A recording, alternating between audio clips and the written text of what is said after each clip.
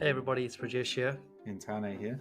Welcome to our podcast, Baskets of Knowledge, Chats with a Difference. In our podcast, we invite guests from around the country and around the world to talk about how they got to where they're at the moment. It's about a journey, it's about an experience, it's about their life.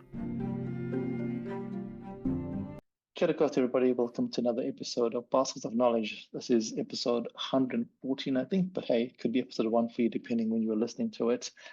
Thank you for joining us today. Tane, how have you been filling your basket of knowledge? Yeah, I think something I've recognised over the last week or so, now that we've started getting into the rugby season for women's rugby and starting to get into some of my other coaching roles as well, I guess just realising and recognising that you don't always have to be the main person, coaching or being heavily involved. You can just go and support. Last night I went down to watch one of the Premier games and I got to support a few of the girls that I've coached in other spaces, which was quite special. And, just by showing that support, I think they still recognise you can have an impact in those spaces, without having the title of head coach or, head trainer or whatever it might be in that capacity. And I think also it just solidifies those relationships too, even within the competition that I'm in the women's development grade, seeing some of the other players play for the other teams and, getting to chat with them afterwards and seeing what they're doing in their other spaces. It just goes to show that, again, you don't always have to be front and center in everything you do. You can take a step back and still have such a big impact in, what you are trying to achieve. And I guess, like going to these spaces, that's not what I'm setting out to achieve. I just want to go and enjoy watching some footy. But, these are the, I guess, flow-on effects of, showing up and being present. I think that's the big thing, when you go and do something, you go there because you want to go, not because you have to go. You go there because you want to do something, not for the recognition or the titles or whatever you go, right? And all the other stuff happens the way the universe works, which is it's pretty cool because your learning from this week links up to my learning this week as well, which as a quote I read the other day, which is basically 90% of life is showing up. And when you show up, something will happen, right?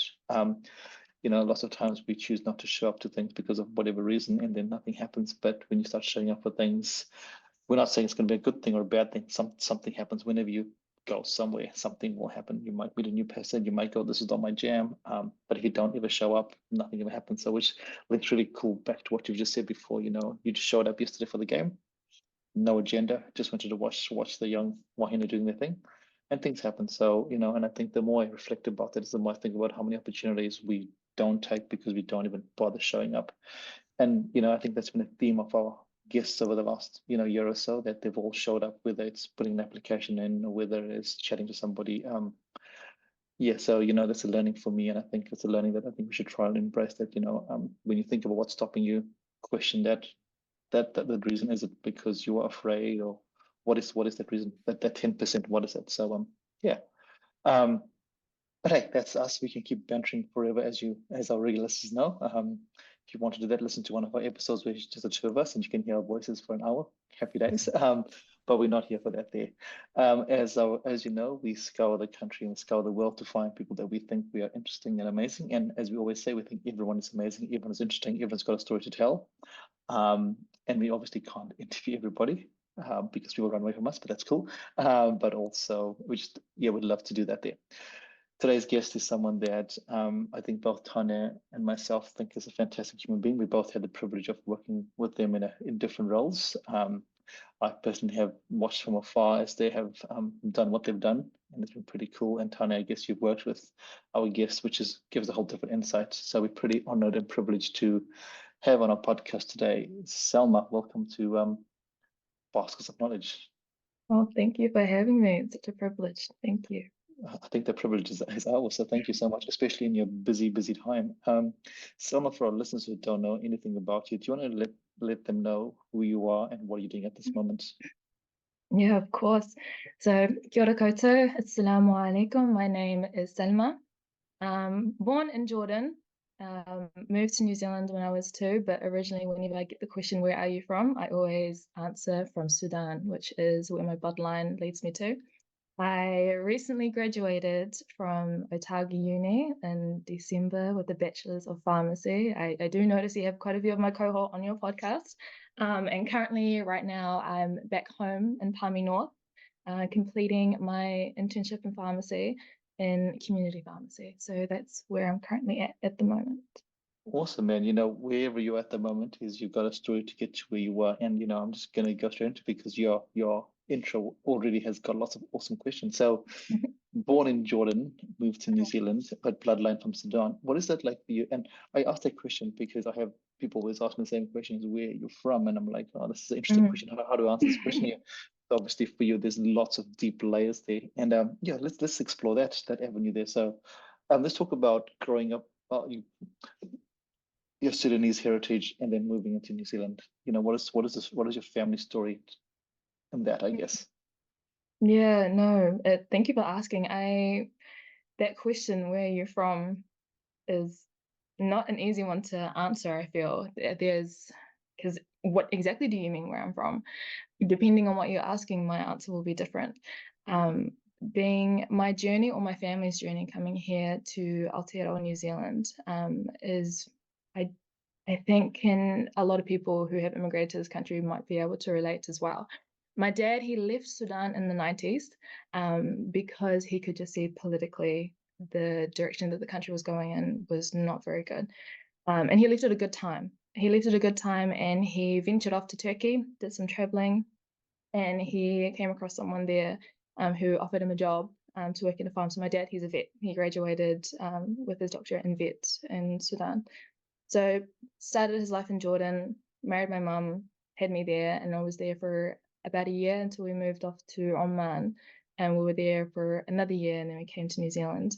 My dad, I guess, push factors for him coming to or leaving the Middle East to come to here was just like some visas, immigrant sort of issues related. So he really did have to find a different place to settle in. And he had lots of different places to choose from, but New Zealand just appealed to him in so many different ways. And he was thinking about his family and my, future children, if they were to have, and I've got two younger brothers as well who were born here, and providing opportunities for us, especially knowing how difficult it is at home. So my parents, ever since from a very young age, have instilled in us that we are Sudanese first and foremost, as much as we are Kiwis as well. My brothers, they were born here, so they've got that automatic as Kiwis. But I guess for us, trying to come from a different place and somewhere which is so foreign and trying to find our feet, and everything here is so different, the language, the social customs, trying to fit in, but also not forgetting where you're coming from and your heritage is also quite a huge struggle as well. So I guess Jordan, I still do identify with my birthplace, but not much more than that. But with my heritage being from Sudan, I think that I hold that really close to me, while also my identity being a Kiwi, because I don't put that apart as well, because that's also really important. That's part of me as well. Yeah. And thank you for sharing that because it's like so it's such a layered question, and it's a layered in not in a bad way, just because immigrants. I'm an immigrant. You're an immigrant. And Tana, you have your own story being Maori as well. We all have our stories, which we will say where you're from, who do you fuck up back to? I'm like, oh, exactly like you. I mean, I live in New Zealand. It's given me a lot in my life. There's so many advantages of living in New Zealand. But I was born and raised in Zimbabwe, and I'm like, okay, cool. That's a big part of my life.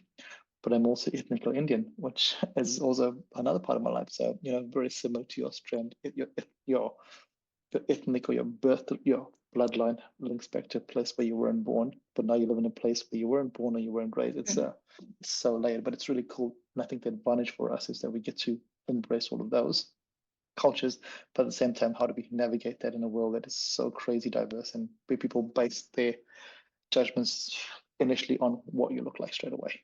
That's the first impression, and then that dictates a storyline for them. So it's really awesome. Thank you for sharing that there.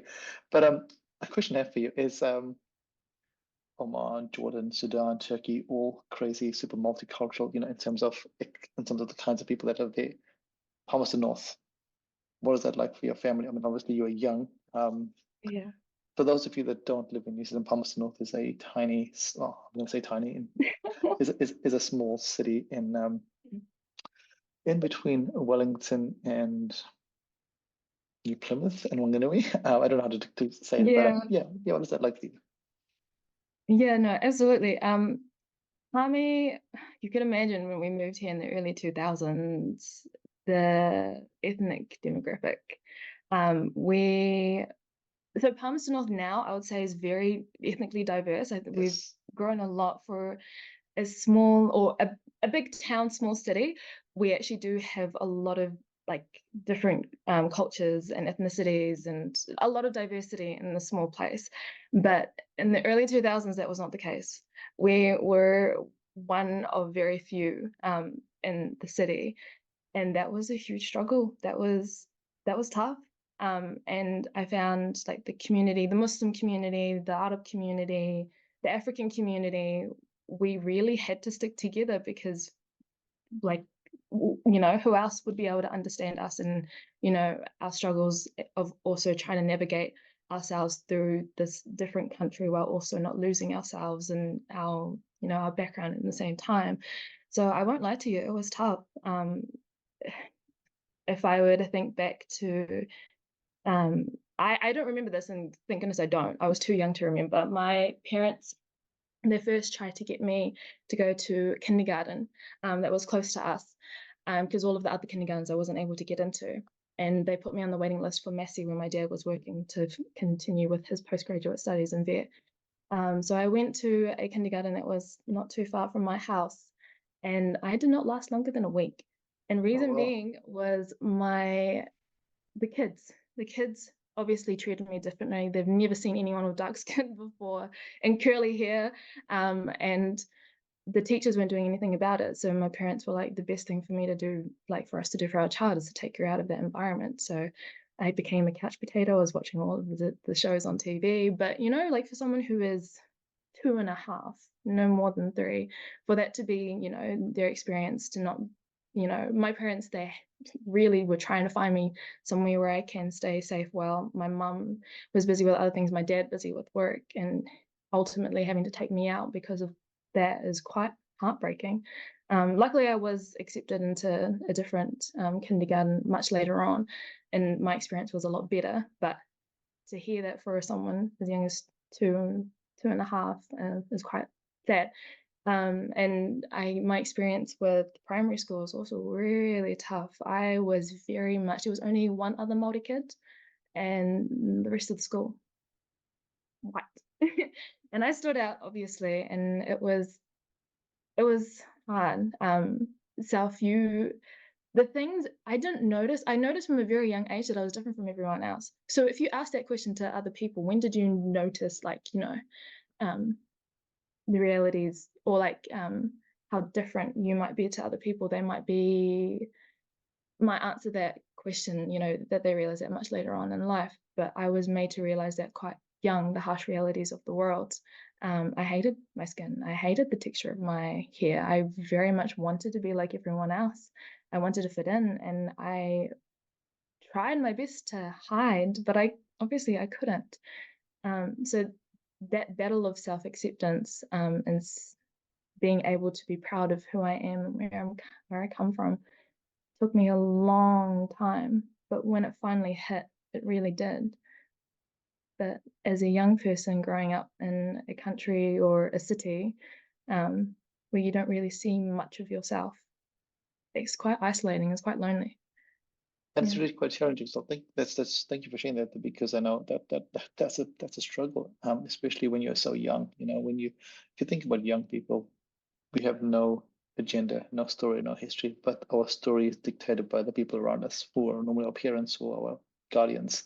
So it's for you as a young person going into this environment here. It's not the story of the young people; it's the story of the young people that's been told by their generational upbringing, which is pretty sad. But it's just awesome that you had that awareness, but also quite sad that the awareness made you think that, oh, actually, I was not meant to be here because of my skin color or my tone or whatever. And the question is, how many people out there feel that every single day for different reasons? Whether it's skin color, whether it's gender, whatever it is. But it's a question I think that society is going to ask itself and go, hey, yep, cool, we are all inclusive and all clear, but actually at the base root level, are we actually doing all those things? But I think, like you said before, the world has changed quite dramatically. And Thomas North specifically, I know we had Ali Muhammad here late last year, and he spoke about how amazing the community is right now, and it's changed, and the refugee community and the Afghan community and the community has changed. But it had to go through a long story to get to the stage there, and hopefully we don't repeat that. But history is a pretty crazy place. So thank you for sharing that. And I think Tana, you might want to add in here, how it's been for you as a young Maori person navigating that journey as well.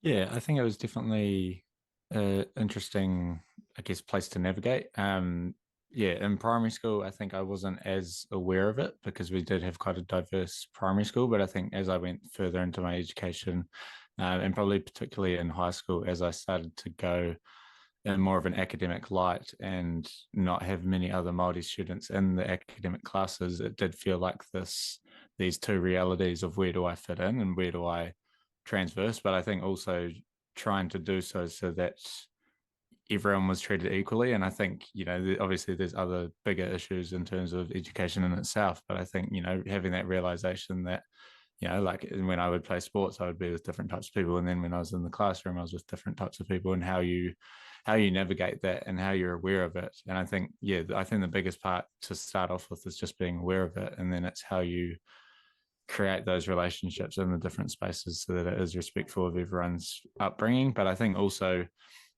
throughout intermediate and high school, I think there's much more awareness around there are different people from different backgrounds now. I think in primary school, you're not so aware of it because you're just not aware of many things, to be honest. You're still developing yourself as a person, as an individual, and still trying to navigate what everything means. So, yeah, I definitely think once you get to intermediate and high school, that's where the real impact comes. And, even seeing some of now that I work in holiday program and after school care, I see there's much more, I guess, acceptance. And obviously there's always going to still be challenges in terms of children understanding and being aware of different cultures and different ethnicities that they're surrounded with. But I do think there is a better awareness and a better approach by the support systems around them as well.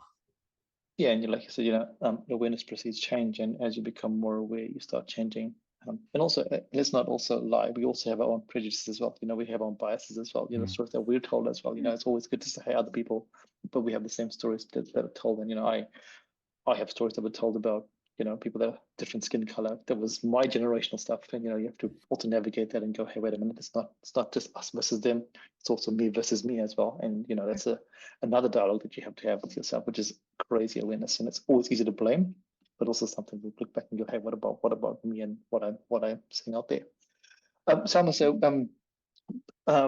let's talk about so high school in Palmy. When did you start to wear your hijab? When did that become? Because faith is important to you, and when did that become a real part of your life? And go, actually, wait, this is the way I want to live my life, and this is who I am as a person, and I'm proud of it.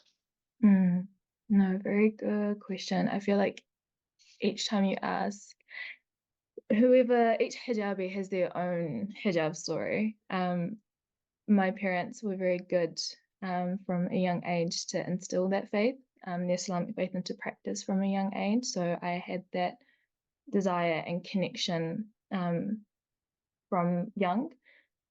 I would say, though, a lot of the time, and people can relate to this in many different ways, we were just taught what to do because that is what to do, not so much the why, or trying to find the answer for yourself as to why this is important for me, not so much why it's important for, I don't know, for my parents, why it's so important for other people and whatever else, not so much like why me. I remember I first put it on and wore it out in public. I think it was in year 5 for a short while, and I loved it. I really felt, I felt quite connected to my faith and to myself and to Allah, to God, through that time. But I remember again, that was when my self-confidence was wavering a little bit, and I did have questions, and I did have teachers pull me aside and being like, is this really your choice? Like, are you comfortable? And I was like, yeah, I'm fine. But still, they just weren't convinced. But after a while, I took it off, and then I didn't put it on for a wee while, and I was really active. I was very sporty. I was running a lot. I was swimming, and with that, there was something that I had to consider as well. So back to the question, when did I started wearing it fully? I started wearing it when I was 14, so year 9. And I remember it was a conversation that my mum had, and she was braiding my hair the night before school was starting, and she brought up the idea of, me wearing the hijab. And I think during that time as teenagers, we are very aware of our appearance and wanting to look good and appear ourselves nicely to others.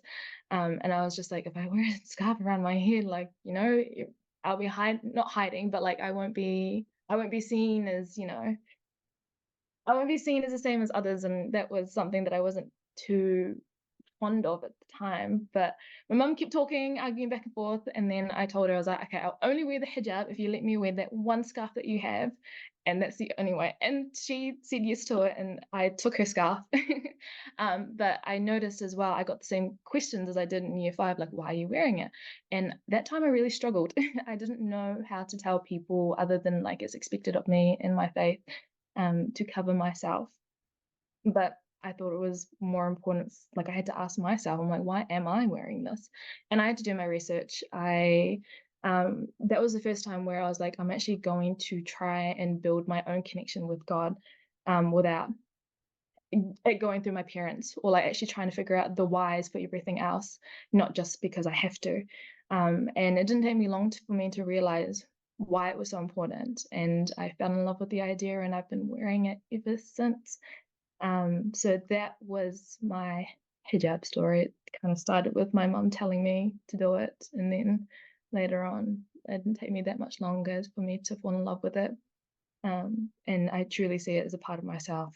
It's like a body part. I can't leave the house without it, and I love that I am able to cover myself, without being so worried about what other people are thinking, especially like in social media, and like what your opinion of yourself can be adjusted or influenced by what is trendy and what everyone else is doing.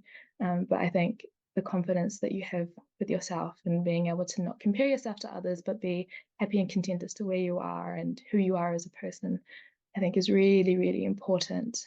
So I think that definitely helped me in my journey of self-love and confidence, and not being too worried about what other people think, and sticking to what you believe in, and just backing yourself for that. So yeah. I really like that story share, because you spoke about this year 5 when you first put it on, and a lot of people think, oh, it's just part of your life, but actually you didn't stop because you said no, wore it for a few days, wasn't the right at that time there for whatever reason, and then the second time when you did put it on, it wasn't. What I loved about it was the why. A lot of us go through life, we just do things because we have to, because our parents did it or grandparents did it or because others are doing it, but it takes a lot of time to stop and think about why you're doing whatever you're doing, whether it's good or bad. And, when you find out the why and if it resonates with you, then all good. Or you might go, actually, this doesn't resonate with me, and that's all cool. And it's that self-awareness that you have to have, which then brings self-love and all the beautiful things in whatever decision is made. And figure that this decision was to wear the hijab, and that became part of you and has become part of you, which is cool. But the story is awesome because it's not I have to wear it, it's I want to wear it. And I think that's the big difference. A lot of life, a lot of us do things because we have to do it, not because we want to do it, or we do it because of social pressure, social capital. As you said before, social media is a crazy dictating tool at the moment, for good or for bad, and that can affect the way we look at things. So it's really beautiful. I love how you shared that there. So thank you for that there. That's okay. Sorry. Sure. It hasn't been easy as well, I think, with the Yeah. rise of Islamophobia, obviously. And like I have been discriminated against. I've had people call me names. I've had people try to take off the scarf of my head as well. But those experiences have only just made me more like solidified, I guess, in my faith and my reason as to why I'm wearing it. So it hasn't been easy. I think, yeah, it's tough. It's tough putting yourself out there, especially like wearing the hijab it's like a red target, being like, I am Muslim. You're telling the world that you are a Muslim and you represent the faith. And I think with how things have been, let's say, look in the past decade, it can be really hard to hold on to it. And they say you feel like you're holding on to like hot coal, but you know why you're wearing it, and you're sticking strong to it. So yeah, like you said, the why is really important. And I love it because that was my next question, because it's also my next question was basically you've spoken about, seems very easy, but the world is not easy. The world is a crazy place, and then the rhetoric around faith, around Islam, and different faiths, but specifically Islam at the moment is just like, hey, it's not a positive story. So that Jenna, and love you brought that up, because people think, oh, it's pretty easy for you to wear hijab and burqa, but actually, hey, wait a minute, it's not an easy story. It is, it might have been every day you've got to fight these battles with people that don't understand, and sometimes you question yourself, but if you don't have the strong why, then it's quite easy just to go, no, this is way too hard, and I'm just going to not wear my hijab, or I'm not going to practice my faith.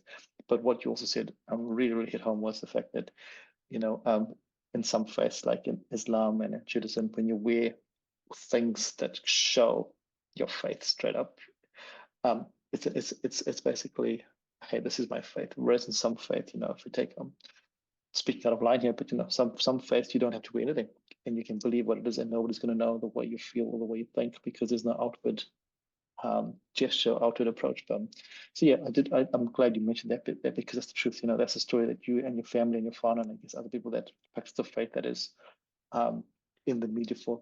I'm going to do this here for negative reasons. It's beautiful for you to share that there. So thank you for that there, because it's real. It's a real story. And and I guess in New Zealand a few years ago, we had that really shameful and really horrible mosque attack, and that's an attack on your faith. And maybe we segue. How did you feel at that point in time? Because this is your community, your people, but also in a country where it took us all by surprise and shock. Yeah, do you want to maybe chat about that if you would like to? Yeah, goodness, thinking back to it, heavy. I think most of the Muslims, I think all of us at that time can remember 2019 March, when we first heard about it, and just how we felt, and the events that followed, and it was tough. I remember when I first heard about it, it was in biology last period at high school, and we were doing our internal, and then someone said, there's a mosque shooting in Christchurch.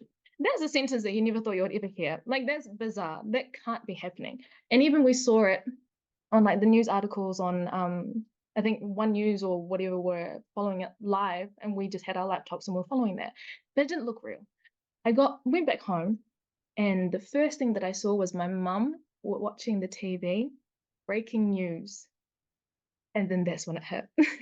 That's when it hit. And it all came down to me, like, this actually did happen, and this is really happening. Yeah, it was disbelief, shock.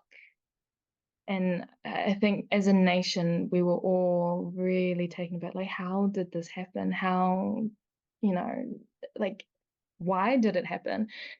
And I guess the way that the nation kind of came together was really heartwarming. I think especially for us, because we really were in shock.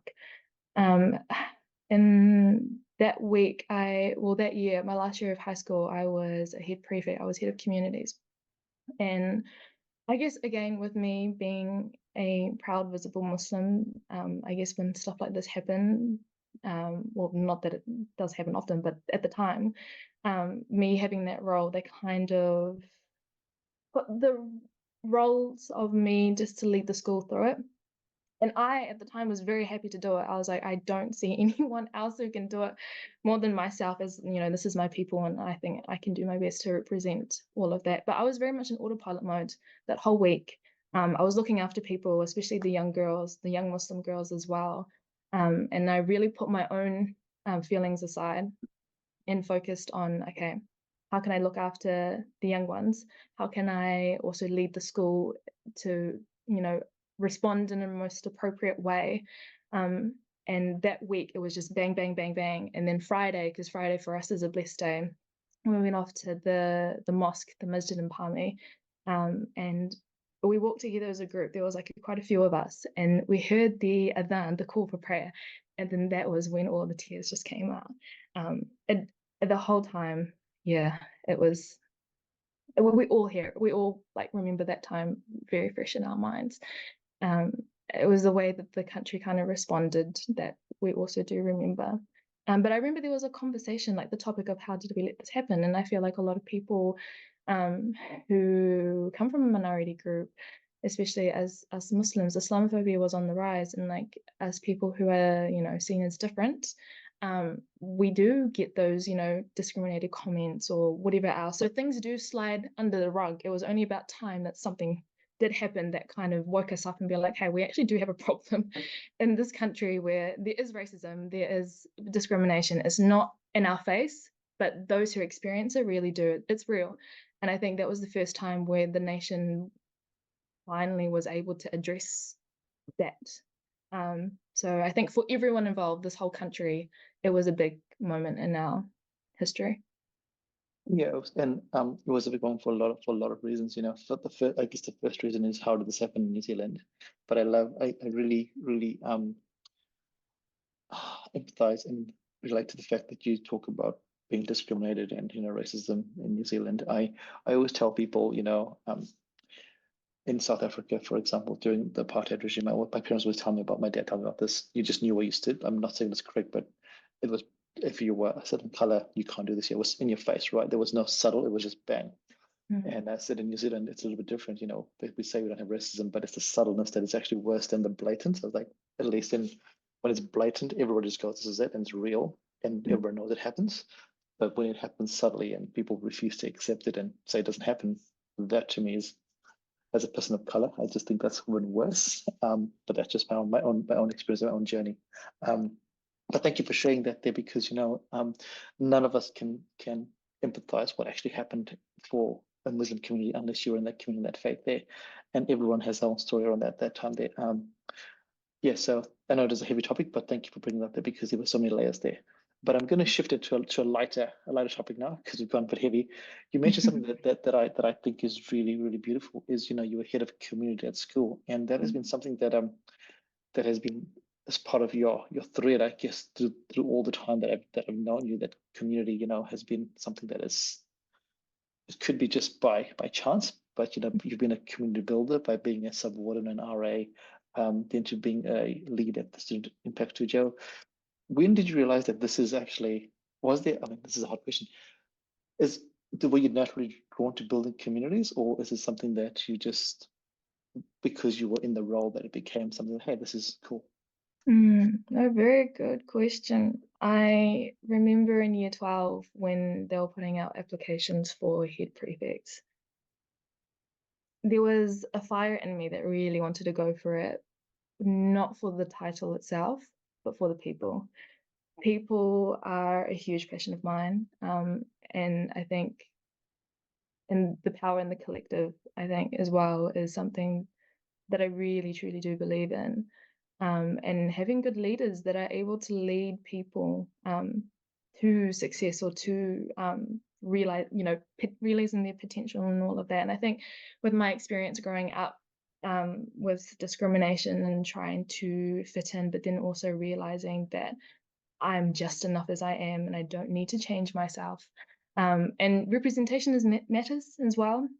It inspires others, that to see people who look like them, who represent them in different ways, are able to achieve things as well. And growing up, I did not see that. And my school as well, my high school, a lot of the head prefects followed a very similar kind of characteristics or whatever else. So me going for a head prefect role was like, again, I hadn't seen someone who looked like me to be one of those five, because at our school we had 5 different head prefects. So I guess but honestly, my push and my desire was the people. Like, I want to be someone, I want us to move together and to achieve great things, and for people to feel empowered. And I remember the conversation as well when I did get it, and of course, head of community, and me representing many different minority communities. A lot of people did talk about how, of course, Salma got it. She represents the African community. She represents the Muslim community, the hijabi community. Like the school would have looked at that and would have been like, yeah. And I didn't have to battle with that feelings and those, I guess, expectations of the people, and obviously those words did get to me, and the self-doubt crept in as well. And I remember talking to the person who was in charge of choosing us, and they said that was not, what we were thinking about. It's who you are as a person and what you bring and what how you carry yourself. And you can tell when people are genuine, and you can tell when people are in it for, the right reasons. That was shown through. But yes, community has been a big thing for me, and I think that year really pushed me and told me and reaffirmed me that I can actually do anything that I set my mind to. And I think it really, I've always wanted to do it. 2019 provided that opportunity, and then I kind of went with it from there. Yeah, it's awesome. And I like the fact that whoever was involved in that selection process spoke to you about it wasn't just a tick box exercise. And, like you said, you can tell when people are just doing tick box exercise versus they go, actually, we believe in you as a human, as a person, and you bring the skills here, as opposed to having just community sound sense tick box, because then you go straight away, why am I actually here because you want me to be here, or am I here because I have to be? And it's the want and have to same to, that want and have to are two powerful words that come up over and over again in life if you think about it that way there. But hey, pretty awesome community, people, and when you navigated your study at the university, you got involved in some pretty awesome projects. Do you want to speak about that there? So one of the things that really stands out for me is your work with the Women in Health Network. Do you want to talk about how you got involved in that and why that became really, really powerful for you and something that you really believed in? No, absolutely. Women in Health Network has already been established for many years in Auckland. And it was only a matter of time where we questioned, why doesn't Otago also have a Woman in Health? Because we also, have a lot of programs that focus in health professionals and all of the sciences as well. So 2021, I think it was, or 2022 was when they first introduced Women in Health, WIN. And I had a girl who was in the cohort above me in pharmacy who messaged me and said, hey, this is what's happening, and I think you should go for it, for specialty lead of pharmacy. So she was the whisper in my ear. I went for it and ended up getting the position as specialty lead for pharmacy. So it's a community aimed to empower young women in health and STEM, to provide us that space to realize our potential and to flourish and to foster each other, which I think is really special and really needed at the time, especially when we find, women in health to be marginalized sometimes against. So it is a really special place to have been part of, and to start up. The specialty team was in charge of the mentoring as well. So getting people who are already in their health professional programs or already in their science degrees, to help mentor and guide the young ones that are just starting their journeys. So that was also really special to just see the bonds being created through that, and also being able to provide events and get-togethers for the girls to network, because that's a huge part of that program as well, network community and just empowering each other through that. So that was 2022 was my year of being part of the exec, and then 2023 was I wanted to take a step back and actually be part of the program, and applied as a mentor. So I enjoyed both perspectives through that. So yeah, it was big. Awesome. Yeah, that's really, really, and it's really awesome because, like you said before, it's not just about doing something for the sake of it. It's about building the community, and this community will have a legacy for, as young wahine go through this program here, it's really pretty awesome that you were not just part of the exec, but also a mentor, which are two different hats that you have to wear and two different experiences, which is really cool. And at the same time, you and Tane were student leads at Unicrew. And what is that like for you? Because when the reason I ask the question is because when you're working in rural health, it's very specific. It is, it's you've got a circle and you work in that circle. Whereas Unicrew is a whole different ballgame altogether. You're now working with a community that is so diverse and so awesome in different ways, and some not so awesome, but that's humans. But also the amazing projects that you get involved with that organization. What is that? What made you gravitate towards that there? I think the social impact studios provide such a special place at the university. It's always been a place that I've always looked forward to since my first year, and was able to find my home within, the chaos of it all. So I've always loved the programs that Social Impact came up with and were able to implement, such as Unicrew and Silverline when Silverline was active, and really found my place and found some really cool like-minded people and people that challenged my thinking in many different ways. And I think I was able to grow and learn a lot from that space. So with my work prior to that, like you said, Women in Health is very specific. I was also working as an RA for 2 years by the time 2022 came about. So my work was very much focused on specific communities, and I really wanted to experience more and explore more what the university, I guess, can offer in social impact. Is one of those special places where it can move. It's not just focused to one particular group. I guess depending on what projects they have, it can cater towards so many different groups of people and bring them together, which I think is really special. And the work that Sian and Poppy do is absolutely amazing. I see them both as legends. And I had the privilege of working alongside them in 2023, as long as with Tane as well. And our team was such a diverse group of people. Like, how did they manage to get all of us to come into the same, in the same room? But again, that's life, and that's the university. There's such diversity in everywhere, and we learn a lot from each other, and we're able to make spaces and be able to get things going as well together, which is really special. And I guess with how the three of us came about, as well as our special girl Chrissy as well, with the transition buddy system as well. The three the three leaders, Chrissy, Tanya, and myself, we kind of came from it from different points. We didn't start together. It wasn't an idea that we came up together. But I guess after talking to Sian individually, she saw that we had something in common and that the three of us can come together and be able to make something as cool as that program.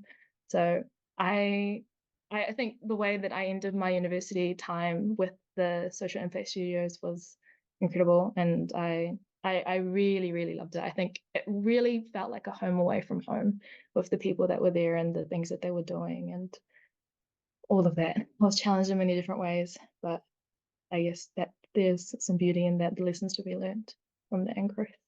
Yeah, and so it's so awesome. And I guess, Tanya, I'll ask the same question, because again, you were a subordinate RA, you had your little community that you were working with, and then same thing with Selma, you're a lead.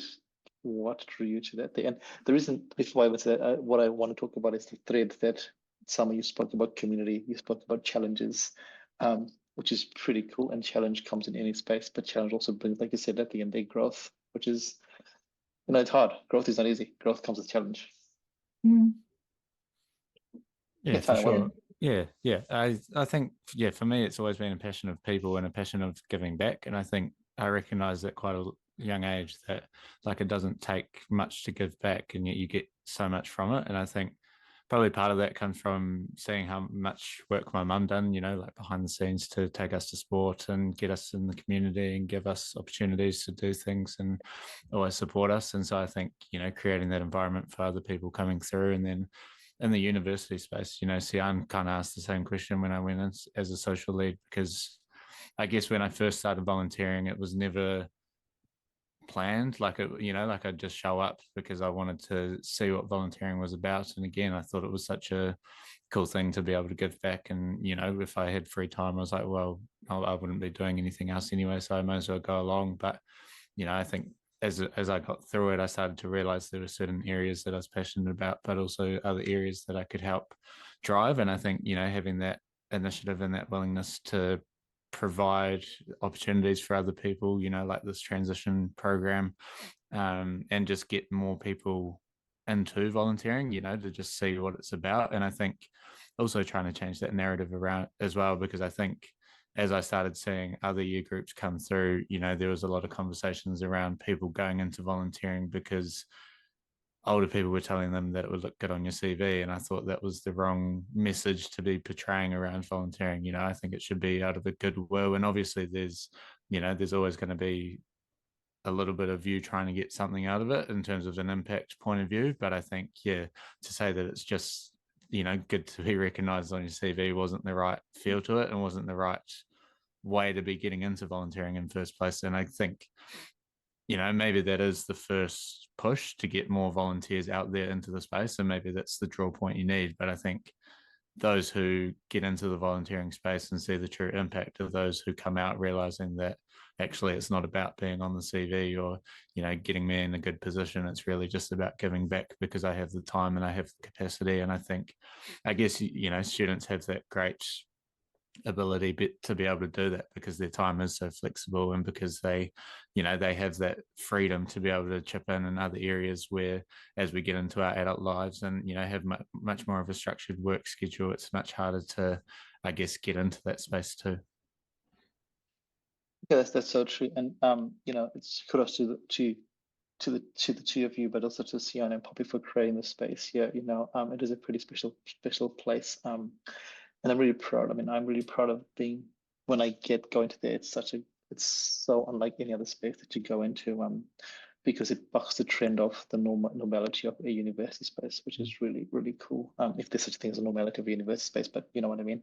But also I want to throw a kudos to the three of you, so Tane, Salma, and to Christy, because the program that you guys had as an idea has taken foot and has been a really fantastic success. So you weren't there to see how it all played out, but you have started something that's really cool. And I saw Poppy yesterday, and it's pretty cool. And we're going to do a bit of a think about how it all went. But the idea to realization is amazing. So kudos to the three of you for putting all those documentation, those hours into getting them. So thank you so much for that there. It's not part of the podcast, but hey, it's a kudos to the three of you for the hard mahi that you've done that I have been lucky to see. Selma, we've been talking for almost an hour, which is cool. And we only touched an iceberg of your story. But if you don't mind, I'm just going to ask you a few more things because I think it's pretty cool. Let's fast forward. So you fast forward, you do your university career, you create some awesome communities. Life is a challenge as well. What is it like for you now as a young wahine who is now in the health sector, but not just a young wahine, but also a person of color working in the health sector, in a community pharmacy where you're going to see all sorts of people. What is it like for you? And also not just about what it's like for you, but how do you feel having gone through that day and the day you graduate and you go, cool, I've actually done this despite all the hurdles that you've had through life. Do you want to talk through that and what that's like at the moment? No, very good question. Where do I start? I guess I'll start back with graduation. That is a crazy moment, not only for myself, but for my family as well.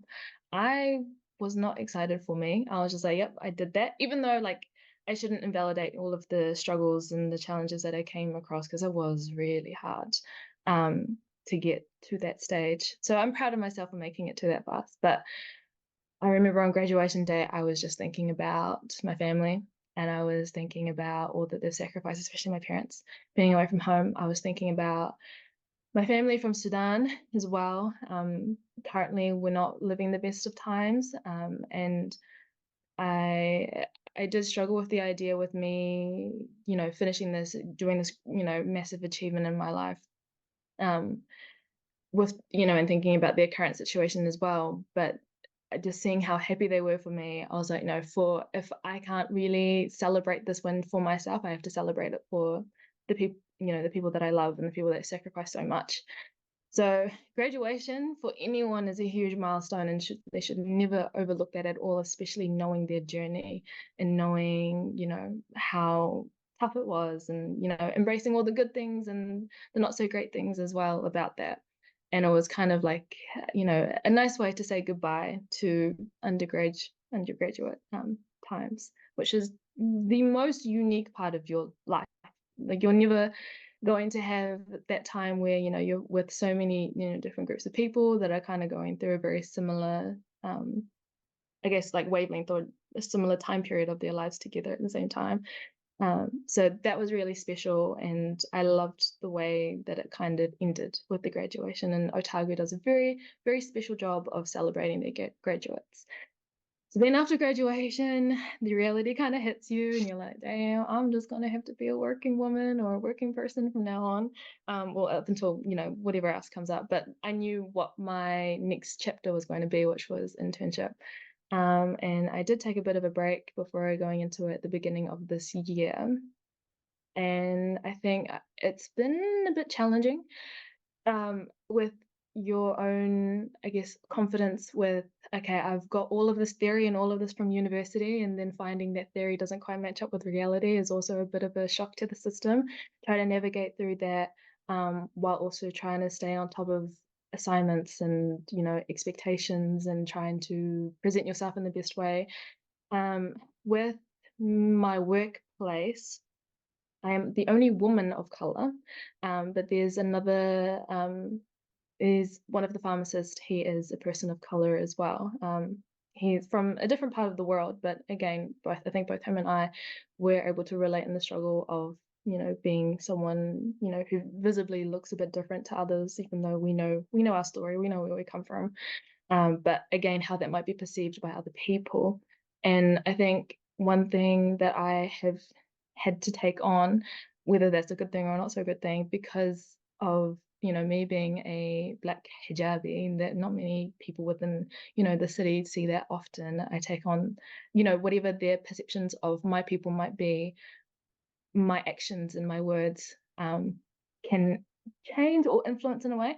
So I think even some of the challenges that I have received, like slight discrimination, I think by the end of, like, I see it and I acknowledge it, but I don't take it on board, because that's not me. That's not their perception, and their judgment of what they see of me based on my appearance is not who I am. But I sometimes find with conversations that I have with people of the public, that the way that they viewed me has changed based on the way that I've reacted and have conversed with them, which is not a responsibility that I think we should burden ourselves with. But unfortunately, with the way that the world is and the way that people are, it's something that I am very conscious of.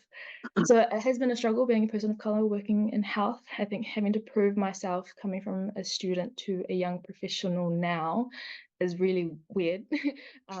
But again, I see myself, I'm in the middle of the journey, and I'm trying to, like, just embrace those moments and try my best to move forward with those challenges, but not let them break me down, and learn from the lessons that I've got at the moment. So I acknowledge I've got a long way to go. I've only just started.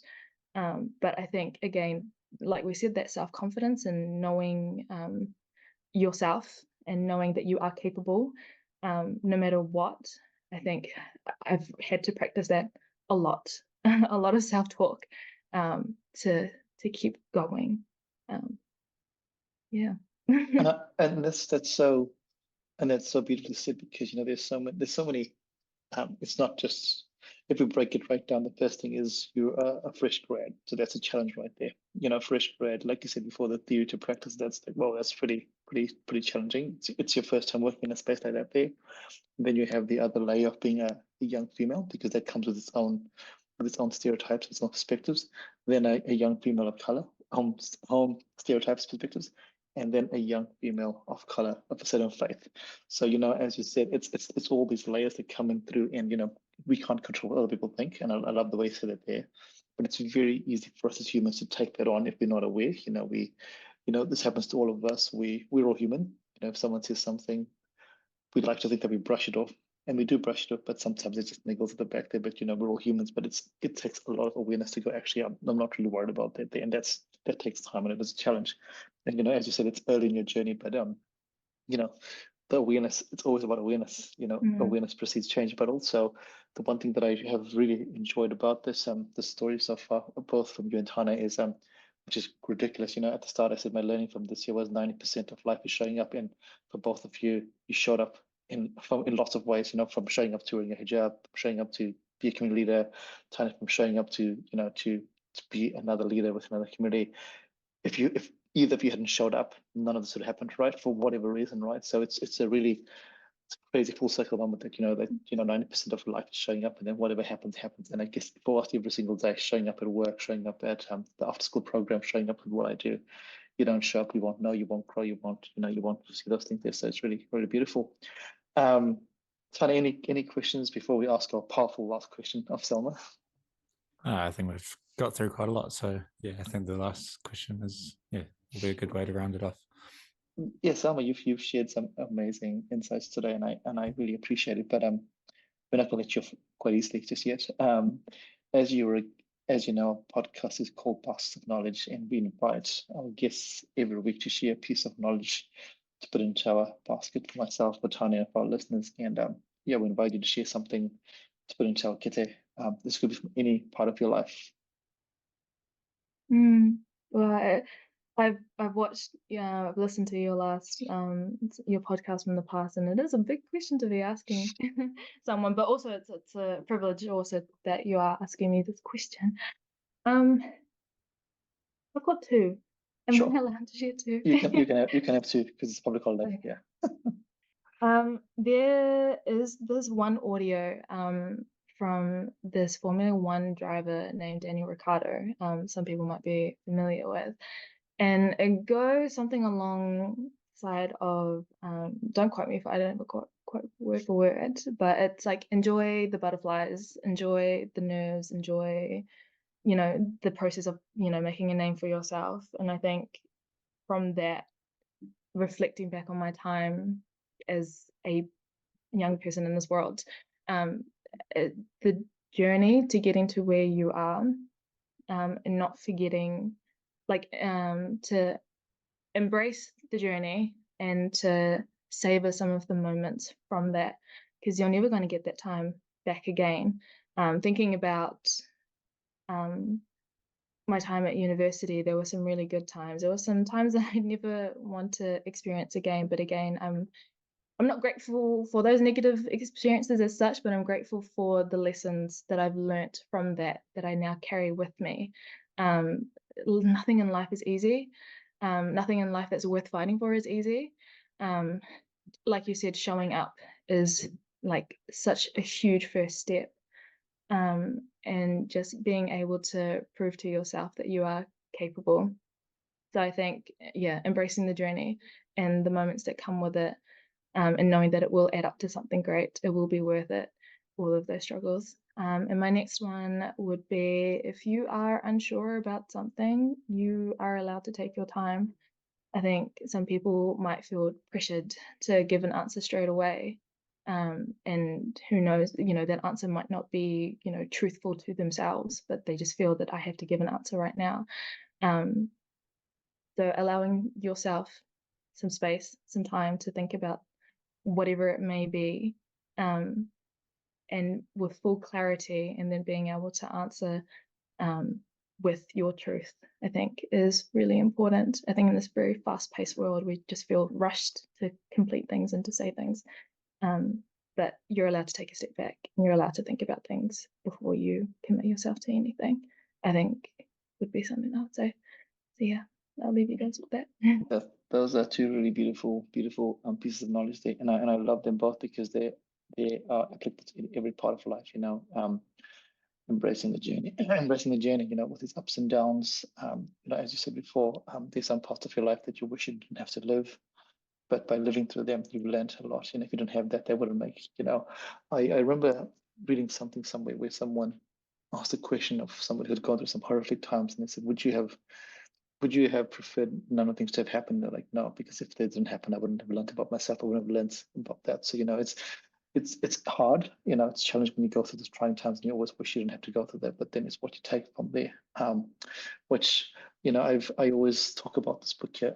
If you haven't read it, it's called The Man's Search for Meaning. I think that's a really beautiful book, which really talks about what you've just been saying right now. And the second half, your second learning is beautiful. We live in a world where we just have to rush. We think we have to rush and give an answer. And it goes back to something when I do my coaching, I always talk about the power of the pause.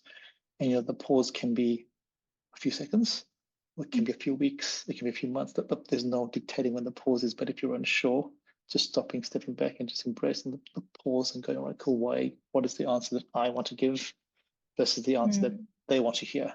Two different things. So those are very beautiful shares right there. Thank you, Salma, for that. It's been a real privilege having you on here today. There's a reason why I was chasing you on to be on, and you can see, and for our listeners, you can see why, because Salma's story is really beautiful. The honesty and the truth and the rawness has been really, really well shared. So really appreciate it. Any last words, Salma, for us or Tane?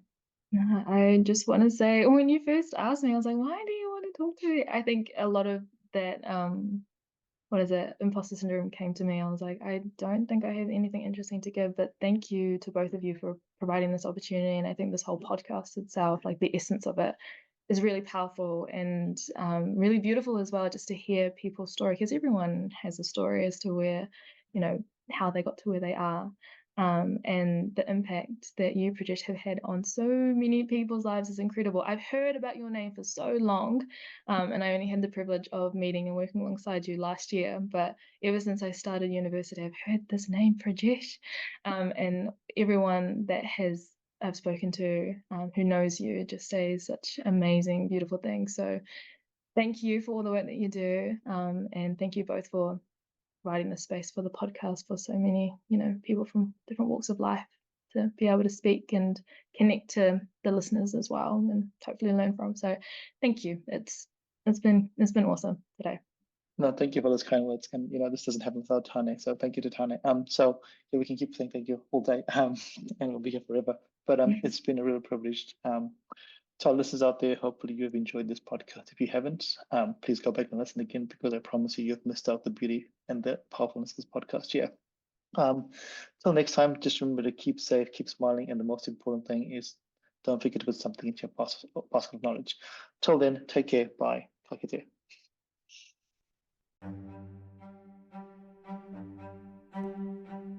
Thank you for listening to Baskets of Knowledge. Yeah, we hope that you found something useful to put into your basket of knowledge. And as we said before, remember to put something little into your baskets of knowledge every week. And as always, feel free to like, comment, and share this podcast. Thanks, everybody. Bye.